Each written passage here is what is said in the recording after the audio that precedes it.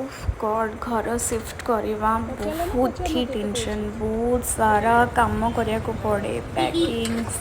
and travel रो tension सब जिनस सेफ्टी रे पहुँचब कि ना टेंशन और फर्स्ट कथा तो गोटे इमोशन थाए जो से भड़ा घर हेले भी गोटे आमर अटैचमेंट थाए फाइनाली आम चेंज करायापाई किसी पेटी किणुलु जोटा कि से बहुत रेट कहते आई मीन दीटा को 100 रुपीज़ कहते आम कि एमती पचारिकी फाइनाली से आमको 50 टंकार दुईटा देले एंड आम ताकू नहीं घर को आसिलु आसला आमर पैकिंग्स स्टार्ट हो जाइथिला हजबैंड आ मु मिसिकी सब पैकिंग करूँ जी आमर सब सामान थिला नो डाउट आम एबे आसीचु तो आम पाखे बहुत सारा कम ही सामान अच्छी धीरे धीरे रहिला परे आम सब जिन परचेज करूँ ये मो हजबैंड वेट करिसेंती से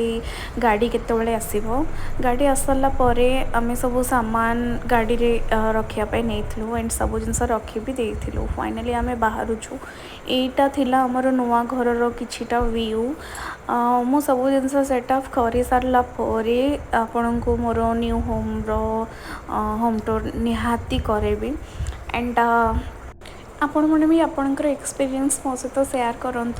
ताकि मु भी टिके इंस्पायर्ड हो पारि कि नुआ घर सेटअप